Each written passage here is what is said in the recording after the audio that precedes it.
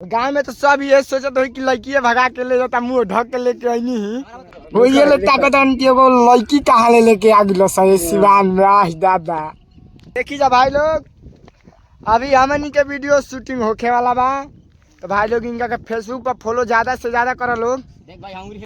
तो hello guys, का हाल बा भाई लोग? तो उम्मीद करता नहीं कि बहुत बढ़िया होगा जा। तो फिर से हम एगो नया अंदाज में आ गइल बानी और डायरेक्टर के टोपी लगा गइल बानी, और हमारा साथे साथे एक आदमी और बा जे कि फिलहाल तो उ हमार मेहरानू के रोल करे वाला बा। तो अभी हम मिलावे जा रहल बानी प्रेमी राजभर अमित से। तो देखी जा भाई लोग, अभी हमनी के वीडियो शूटिंग होखे वाला बा। हमनी के आइल बानी जा बहुत दूर से, बहुत सिवान में आइल बानी जा ताकि केहू से भेंट ना होके और हमनी के निमन से वीडियो भी शूट हो जाए।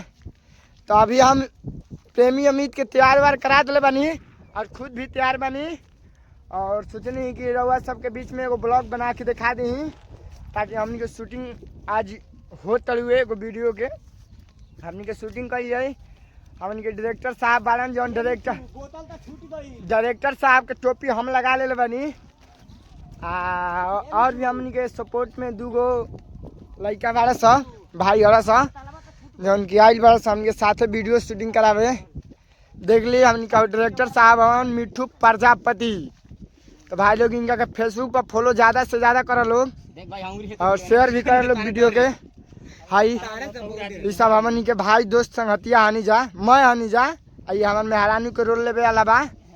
अभी फिलहाल हमनी के शूटिंग करे आइल बानी सब सिवान में बहुत दूर से ताकि केहू से भेंट ना होके। तो हम लोग तो भैया जान तो बजा देहात के हाल। अभी देखा एक जना होइए ले ताकत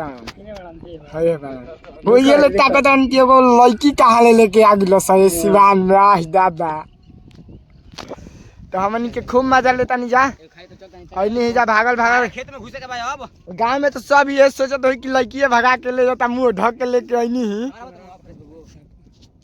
अगला कैमरा ला पछिला से ना है बढ़िया। तो हमनी का वीडियो शूटिंग शुरू होके लागल बा। बहुत सामान लेके आइल बनी शूटिंग खातिर, शायद ए बेरा कुछ दमदार ही वीडियो बनी। तो ठीक बा भाई लोग, अपने पर हम ब्रेक लेता नहीं काहे कि हमका और भी काम बढ़ुए वीडियो बनाए के बाद।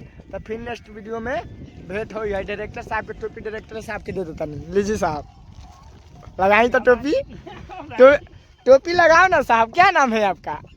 टोपी लगाओ ना। तो ठीक है भाई लोग, ओके बाय बाय, गुड नाइट।